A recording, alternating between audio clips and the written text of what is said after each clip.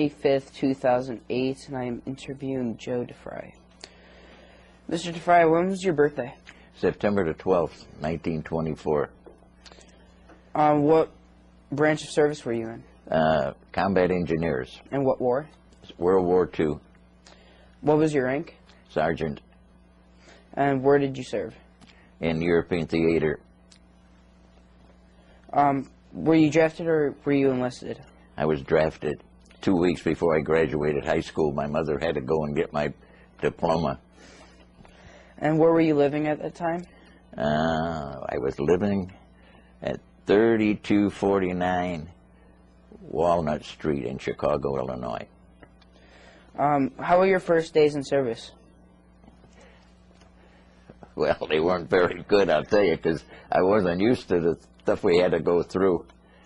You know, we went to Camp Grant, and they promised us that if we passed inspection, we could go home for the weekend, and everybody was excited to go home because it'd be the first time they went home in their uniform. And instead of that, they put us on a train and they shipped us to Mississippi. So I wasn't feeling very well about that. Tell me about your boot camp experiences.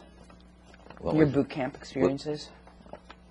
Boot camp was down in Mississippi. I was taking basic training in Mississippi. It was hot, and we had the only trouble we had was we were eating goat every day, and we got to a point where we just wouldn't go to the mess hall and eat anymore because it was all goat. And so then finally we started eating good food. How did you get through it? What? The boot camp experience. How did you get through it? Oh well, I got through it okay, and I put in a transfer to go to the airborne, the paratroopers, and after basic training, they took us to Louisiana for maneuvers, and that's where I learned that from this old serviceman. He says, "Come on, we're going to go out and look for a snake." I said, "A snake?" Because I was a city boy. I said, "I'm not looking for a snake." He says, "Well, we're going out and look for a bull snake, a black snake." He said, because he said, "If we don't find it, we ain't going to sleep tonight." And so we went out and found ourselves a bull snake, and we put it in our pup tent and were never bothered by another snake.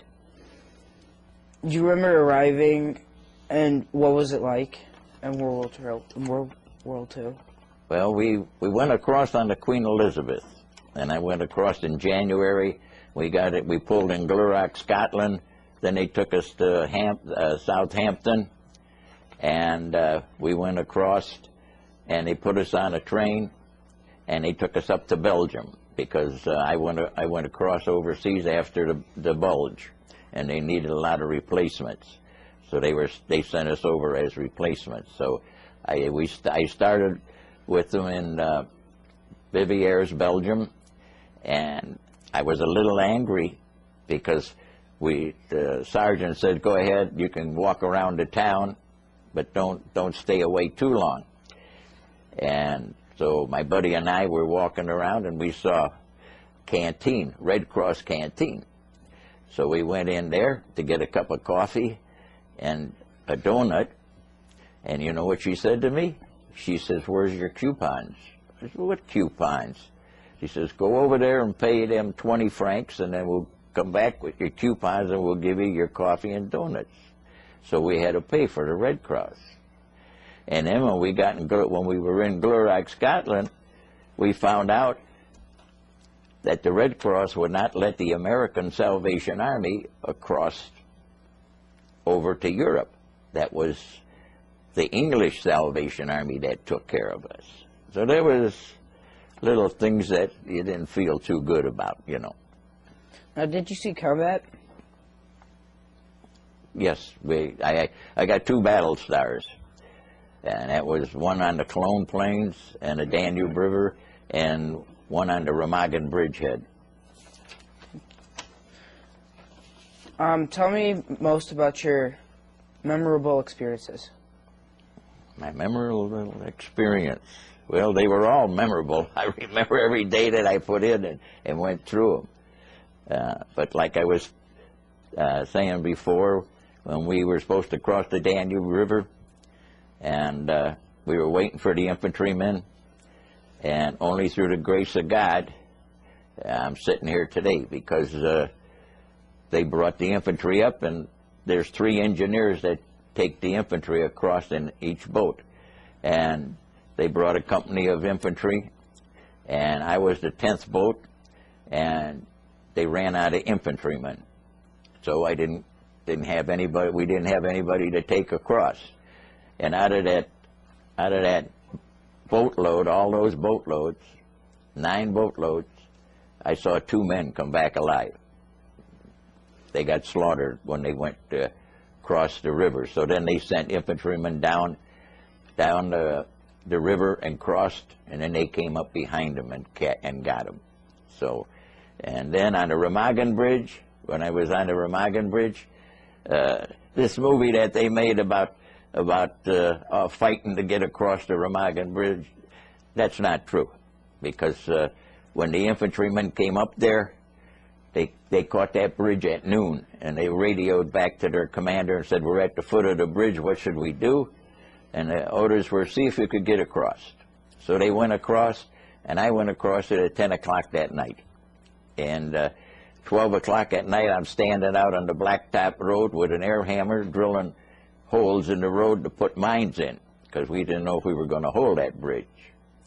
And then the next day, they didn't have enough infantrymen, and they wanted to take the next town, so they used combat engineers to protect the tanks, because you have to protect the tanks from the back, otherwise they can destroy the tank, you know. So we had to go as infantrymen and protect the tanks while they took the next town. So, and then we ended up 18 miles from the Czech border, and I had to go into the stockade every morning, and I drew a German officer, and I got about 6 or 7 Germans, and I took them back into town, and I supervised them while they fixed the water lines and the streets and that. That was my duty. And then they sent me back home. How did you stay in touch with your family? I wrote letters, through letters and phone, called them when I could. Did you have plenty of supplies when you were there? I would not, well, not plenty of supplies, because at times we ate better off of the German people than the Army gave us, because they'd give us what they call a 10-in-1 ration. It was a box, and that box was supposed to feed 10 men for 3 meals. So you got 12 men in your squad, so you could see that you're going to be under-rationed right away. Was there something special you did for good luck? For luck? Yeah. I'll tell you what I did. I prayed a lot. That's what I did. How did people entertain themselves? Well, I tell you, entertaining, when we got through working, we were tired. Whenever we could sleep, we slept. What did you do when on leave? When I was on leave? Yeah. Well, one leave I got married. I come home and got married to my first wife. And although I was 19 years old, my mother had a sign for me. I couldn't get married until she signed for me, because I was too young. So that's what, on my furlough, that's what I did. I got married in 1944 on Flag Day, June the 14th. Do you have any photographs of when you were in the war? I brought the ones that I had. After the war, when we come back, see, I was fortunate, because when the war ended, they were taking the ones that had a lot of points, the soldiers that were over there a long time, they kept them there as Army of Occupation. The ones that didn't have enough points, like me, they sent me back, because we were supposed to go in on the second wave of Japan when we invaded Japan, so that we could start building, they were changing us over from combat engineers to heavy equipment engineers. And we were going to start rebuilding what we destroyed getting into Japan. But when I was home on furlough, Mr. Truman, our president, dropped the atomic bomb and the war ended. So I had 32 days leave when I came home from Europe. They brought me home because we were going over there. And while I was home, the war ended.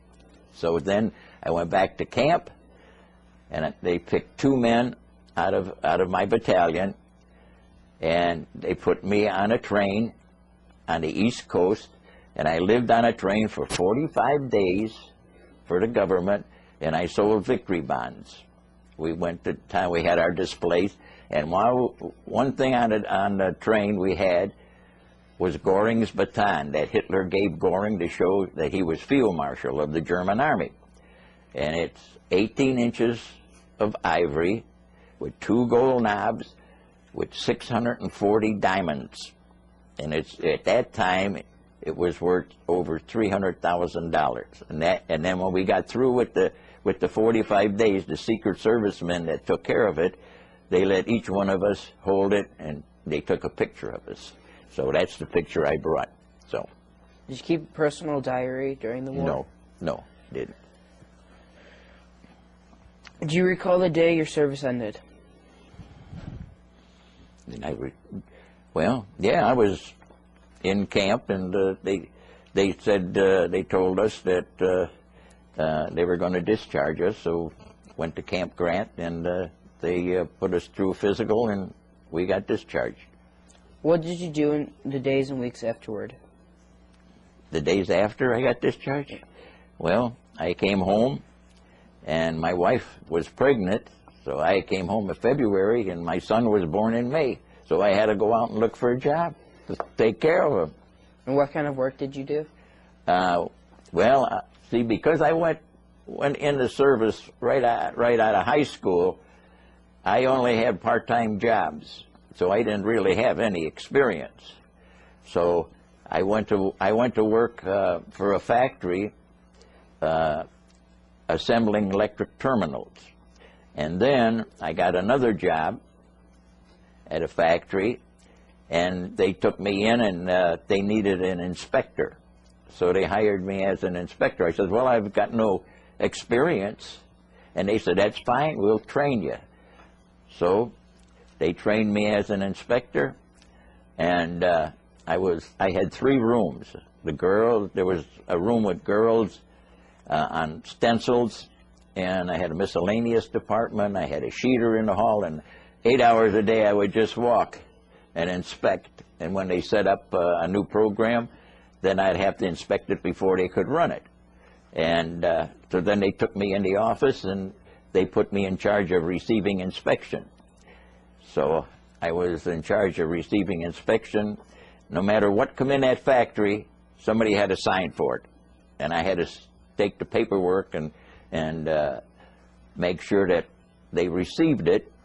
And then I'd have to go down to Halsted Street, and when we had paper sent in from the Dexter Mills, why I would have to inspect that, and if there was any damage, I would come back and write reports on it and that.